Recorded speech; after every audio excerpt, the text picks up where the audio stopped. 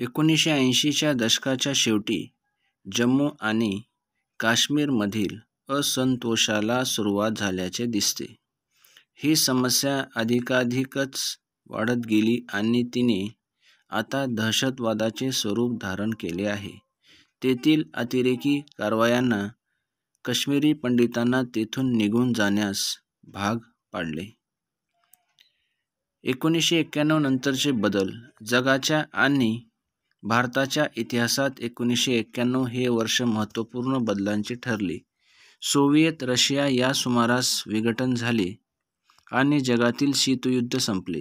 भारतात पी. नरसिंहराव यांच्या नेतृत्वाखालील शासनाने भारतीय अर्थव्यवस्थेत अनेक बदल घडवून आणले.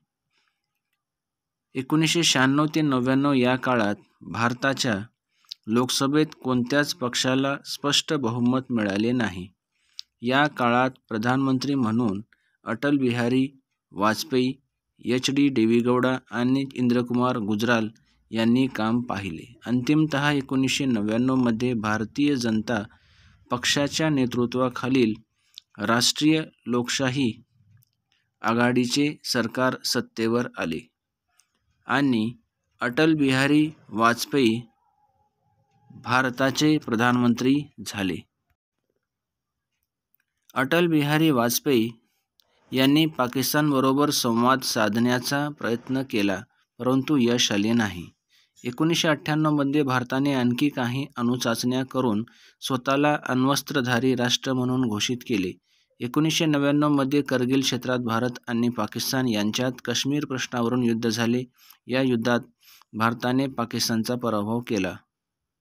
भारतीय अर्थव्यवस्थेचे आधुनिकीकरण, आर्थिक स्वावलंबन आणि सामाजिक न्यायासह समाजवादी समाजरचना ही भारताच्या स्वातंत्र्यापासूनच भारतीय अर्थव्यवस्थेची वैशिष्ट्ये राहिली आहेत. भारताला उद्योग उभारून आधुनिकीकरण आणि स्वावलंबन प्राप्त करायचे होते. नियोजनाच्या द्वारे सामाजिक न्यायावर आधारलेली अर्थव्यवस्था अस्तित्वात आणायची होती. म्हणूनच योजना आयोग निर्माण करण्यात आला आणि पंचवार्षिक योजना सुरू करण्यात आली. 1991 मध्ये नरसिंहराव शासनाने आर्थिक सुधारणा घडवून आणण्यास प्रारंभ केला. या आर्थिक सुधारणांना आर्थिक उदारीकरण असे म्हणतात. भारताची आर्थिक व्यवस्था या धोरणामुळे भरभराटीस आली. भारतातील परकीय गुंतवणूक वाढली. उद्योग, वैज्ञानिक क्षेत्रातील कुशल व्यावसायिक भारतीयांनी भारतीय अर्थव्यवस्था सुधारण्यास मदत केली.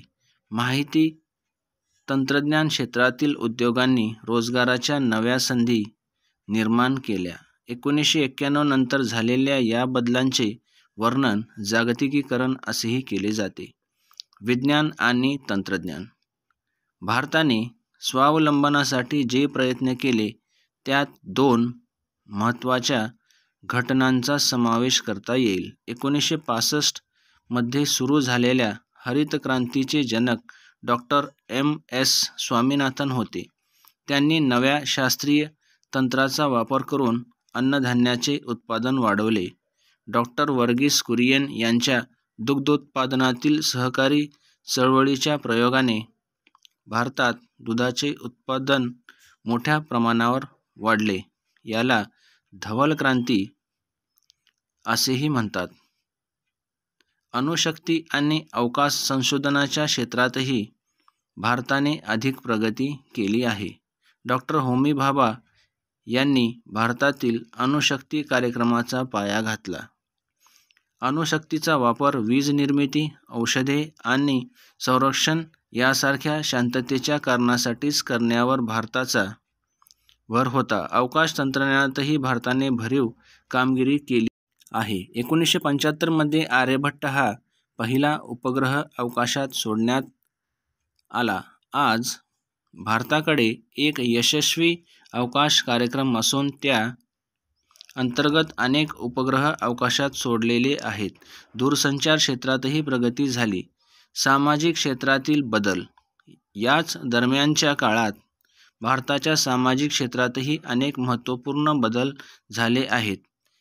यातील काही बदल हे महिलांच्या सक्षमीकरणाच्या समस्येशी संबंधित आहेत, तर काही वंचित घटकांच्या उन्नतीसाठी स्वीकारण्यात आलेल्या धोरणाशी संबंधित आहेत. देशातील महिला आणि बालकांच्या सर्वांगीण विकासाला चालना देण्यासाठी 1985 मध्ये मनुष्यबळ विकास मंत्रालयाच्या अंतर्गत महिला आणि बाल विकास विभाग निर्माण करण्यात आला. स्त्रियांना सामाजिक न्यायाची हमी मिळावी आणि योजनांच्या कार्यवाहीस मदत व्हावी म्हणून जे कायदे करण्यात आले त्यात हुंडा प्रतिबंध कायदा, समान वेतन कायदा यांचा समावेश होता. 73व्या व 74व्या संविधान दुरुस्तीने स्थानिक शासनामध्ये स्त्रियांसाठी राखीव जागा ठेवण्यात आल्या.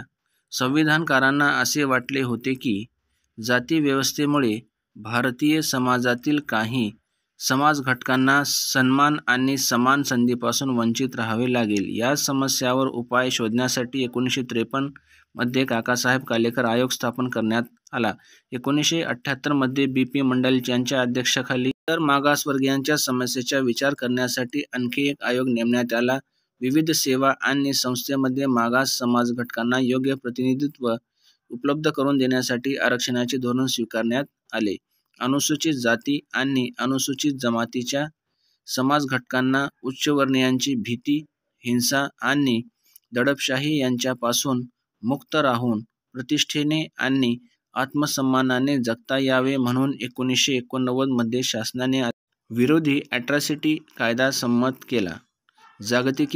जागतिकीकरणाने अर्थकारण, राजकारण, विज्ञान व तंत्रज्ञान, समाज आणि संस्कृती अशा सर्व क्षेत्रांमध्ये अनेक बदल घडवून आणले.